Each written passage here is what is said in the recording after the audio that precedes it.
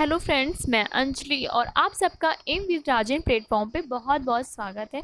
आज हम आपके लिए साइंस के कुछ क्वेश्चंस लेकर आए हैं जो आपके एग्ज़ाम में सॉल्व करने में बहुत ही आपको हेल्प करेंगे और ये बहुत ही मोस्ट इम्पॉर्टेंट क्वेश्चन है। तो प्लीज़ आप लोग एक एक क्वेश्चन को बहुत ही अच्छे से पढ़िएगा और उसे सॉल्व करिएगा बाद में मेरे पढ़ाने के बाद।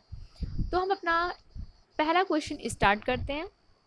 नींबू में कौन सा अम्ल पाया जाता है? ए है फॉर्मिक एसिड, बी है सेट्रिक एसिड, सी है तनु एसिड और डी है हैलो एसिड। नींबू में जो खट्टे चीज़ होते हैं उसमें सेट्रिक एसिड पाया जाता है। नींबू में हो गया, सिरके में एसिटिक होता है और जितने भी खट्टे चीज़ होते हैं जैसे नींबू, संतरा, इन सब में क्या पाया जाता है? Citric acid. तो इसका करेक्ट आंसर जो हो जाएगा वो सिट्रिक एसिड हो जाएगा। सेकंड है, मानव त्वचा का सबसे बाहरी हिस्सा क्या होता है? देखिए, मानव त्वचा का जो बाहरी हिस्सा है वो कहलाता है एपिडर्मिस। ठीक है, एपी का मतलब होता है बाहरी, ठीक है, लैटिन भाषा में, और डर्मिस का मतलब होता है त्वचा। तो इसका बाहरी जो त्वचा होता है वो एपिडर्मिस कहलाता है। फिर थर्ड क्वेश्चन है, बल का सूत्र क्या है? द्रव्यमान गुणे त्वरण है, बी द्रव्यमान गुणे वेग है, सी द्रव्यमान अपॉन त्वरण है और डी द्रव्यमान अपॉन वेग है। तो जो देखिए, जो बल इक्वल टू होता है एफ इक्वल टू होता है एम ए, यानी द्रव्यमान गुणे त्वरण। ठीक है, इसका करेक्ट आंसर क्या हो जाएगा? ए, द्रव्यमान गुणे त्वरण। फोर्थ क्वेश्चन है, किसी वस्तु की मात्रा बदलने पर अपरिवर्तित रहती है। क्या अपरिवर्तित रहती है? यानी कि अगर मान लीजिए एक बोरी चावल है और उसमें से हम कुछ निकाल लेते हैं, तो ऐसी क्या चीज़ है कि उसकी मात्रा बदलने पे वो चीज़ अपरिवर्तित रहेगी? जो उसका घनत्व होता है, ठीक है, डेंसिटी, घनत्व को इंग्लिश में डेंसिटी बोलते हैं, वो अपरिवर्तित रहती है। फिफ्थ क्वेश्चन है, किसी वस्तु की चाल दुगनी हो जाती तो जब गतिज ऊर्जा होगी, यानी अगर हम चाल दुगनी कर दें, K equal to half M V square, इसका फॉर्मूला होता है। अगर हम चाल दुगनी कर देंगे तो टू स्क्वायर क्या हो जाएगा? 4 हो जाएगा। तो इसकी गतिज ऊर्जा क्या होगी? 4 गुनी हो जाएगी। इसका करेक्ट आंसर क्या हो जाएगा? ए, 4 गुनी। सिक्स क्वेश्चन है, जल में अति घुलनशील है? A ammonia, B iodine, C carbon और डी नाइट्रोजन। तो जल में अति घुलनशील क्या है? अमोनिया। इसका करेक्ट आंसर क्या हो गया? अमोनिया। सातवां क्वेश्चन है, कैरो अम्ल है? H2SO5, HCl, H2SO4, HNO3। इसमें हमें करेक्ट आंसर बताना है। H2SO5 जो होता है वो क्या होता है? कैरो अम्ल का फॉर्मूला होता है, ठीक है। और H2SO4 क्या होता है? हाइड्रोसल्फ्यूरिक एसिड होता है। HCl क्या होता है? हाइड्रोक्लोरिक एसिड होता है। HNO3 नाइट्रिक एसिड होता है। और कैरो अम्ल क्या होता है? H2SO5 होता है। एट्थ क्वेश्चन है, हैलोजन में सर्वाधिक अभिक्रियाशील होता है? A fluorine, B chlorine, C bromine and D iodine. तो इसका करेक्ट आंसर हो जाएगा फ्लोरीन। जो फ्लोरीन होता है सबसे ज़्यादा अभिक्रियाशील होता है, ठीक है। और उसके बाद आयोडीन तो आप लोगों को पता ही है कि दांत के लिए बहुत ही इंपॉर्टेंट होता है। और क्लोरीन तो आपको पता है कि जो हमारे पानी में गंदगी होती है उसे साफ करने के लिए क्लोरीन का हम यूज़ करते हैं। नाइन्थ क्वेश्चन, हीरे का अपवर्तनांक होता है 2.42, बी 1.4, सी 2.42 और डी 1.4। तो हीरे का अपवर्तनांक क्या होता है? ए, 2.42। इसका करेक्ट आंसर क्या हो जाएगा? 2.42। दसवां क्वेश्चन है, पहला कार्बनिक यौगिक जिसे प्रयोगशाला में संश्लेषित किया गया? A glucose, B methane, C urea and D uric acid. तो प्रयोगशाला में सबसे पहली बार क्या संश्लेषित किया गया था? यूरिया, ठीक है। यूरिया को सबसे पहले प्रयोगशाला में संश्लेषित किया गया था। प्रकाश वोल्टी सेल होते हैं? ए सौर cell, B thermal cell, C sulphur cell, D molar cell. देखिए, प्रकाश है तो प्रकाश किस में होता है? सूर्य में होता है, तो ऑब्वियसली सौर सेल होगा।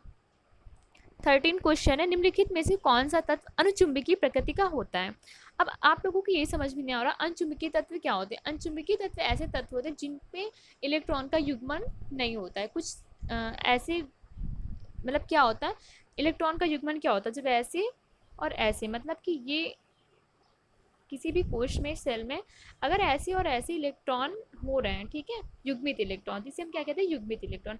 अनुयुग्मित क्या होता है? जिसमें ऐसे, मतलब इसका युग्म नहीं होता, तो वो अनुचुंबकीय पदार्थ कहलाते हैं। तो इसमें क्या होगा? ऑक्सीजन इसका करेक्ट आंसर होगा। 14 क्वेश्चन है, मानव शरीर की विद्युत प्रतिरोध की परिमाण की कोटि है? देखिए, ए 10 ओम लिखा हुआ है, बी 100 ओम लिखा हुआ है, सी 10 ओम, डी 10 ओम। तो इसमें देखिए 10 की पावर 6 ओम यानी सी होगा। ये दोनों सेम हो गया है, लेकिन इसका जो करेक्ट आंसर होगा 10 की पावर 6 कोटि जो होता है शरीर के विद्युत प्रतिरोध का प्रमाण होता है। 15 है, आवर्धक लेंस वास्तव में होते हैं? अब आपको ये बता रहे हैं आवर्धक लेंस होता क्या है। देखिए आवर्धक लेंस में क्या होता है, जो बड़ी छोटी चीज़ें होती हैं उन्हें बड़ी लेंस के द्वारा क्या किया जाता है, बड़ी करके देखा जाता है। यानी कि आवर्धक लेंस का काम क्या होता है, छोटी चीज़ों को बड़ा दिखाना। तो इसका करेक्ट आंसर क्या हो जाएगा, उत्तल लेंस। 16 क्वेश्चन है।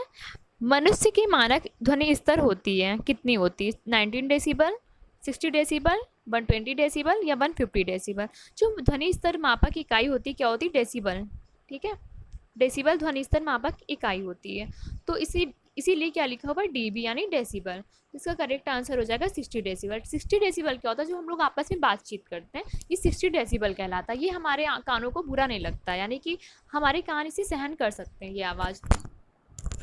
लेकिन अगर इससे ज़्यादा तेज आवाज़ आएगी, जैसे ट्रक की आवाज़ हो गया या और किस जेट विमान की आवाज़ हो गया, ये हमारे कानों को सुनने में बहुत ही हार्श लगता है, यानी कि कानों को दिक्कत होती है। तो ये जो है इसीलिए एक मानक स्तर है ध्वनि का। तो ध्वनि की मानक स्तर क्या है, 60 डेसिबल, यानी कि इसका करेक्ट आंसर बी हो जाएगा। 17 क्वेश्चन है। ध्वनि तरंगे होती हैं, ए अनुदैर्घ्य, बी अनुप्रस्थ, सी अप्रगामी विद्युत चुंबकीय, डी है। तो ध्वनि यानी आधा दाह है और इसमें भी आधा दाह है, तो अनुदैर्घ्य। ठीक है, अनुदैर्घ्य जो तरंगे होती हैं वो ध्वनि तरंगे होती हैं। और अनुप्रस्थ तरंगे क्या होती हैं, प्रकाश की जो तरंगे होती हैं वो अनुप्रस्थ तरंगे कहलाती हैं। तो इसका करेक्ट आंसर जो होगा ए, ध्वनि की अनुदैर्घ्य।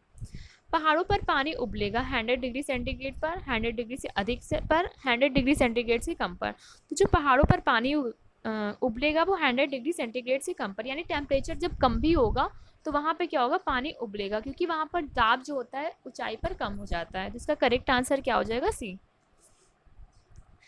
19 है। द्रव चालक ब्रेक किस सिद्धांत पर कार्य करता है, ए पास्कल, बी बर्नौली, सी न्यूटन और डी गेलुसाक। तो इसका करेक्ट आंसर हो जाएगा पास्कल का नियम। ठीक है, पास्कल के नियम पे हमारा द्रव चालक ब्रेक जो है वो काम करता है।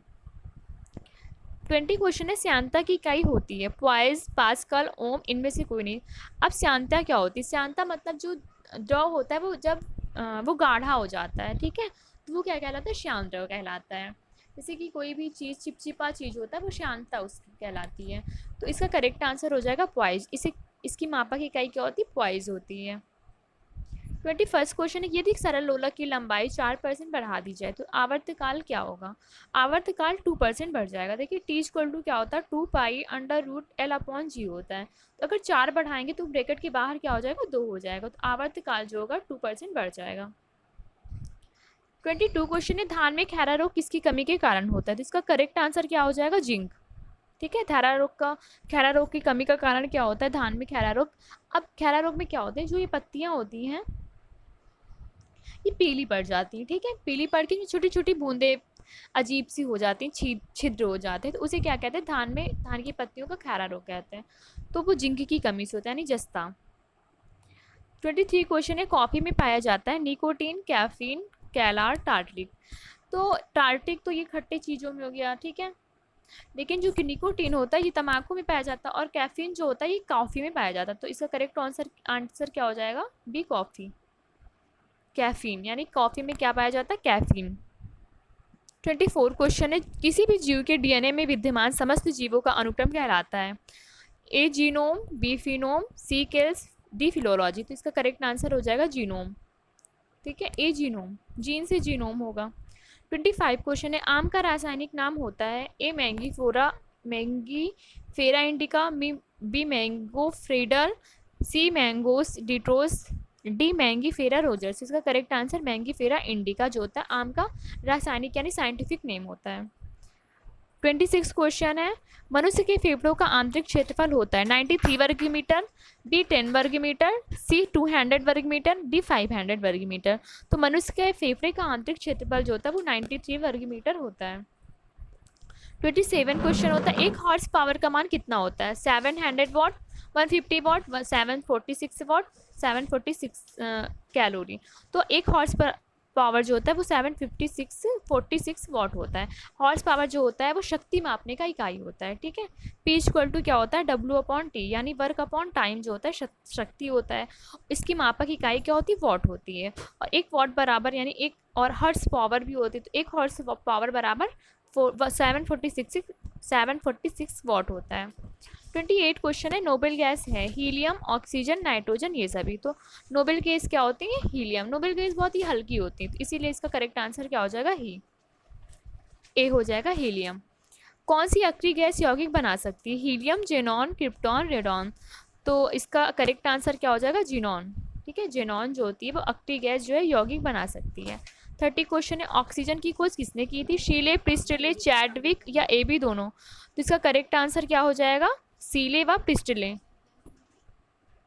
तो इस प्रकार हमने 30 क्वेश्चन को कंप्लीट किया। आई होप आप लोगों को अच्छे से समझ में आया होगा। तो हम लेक्चर को यहीं पे समाप्त करते हैं। एंड थैंक यू, धन्यवाद।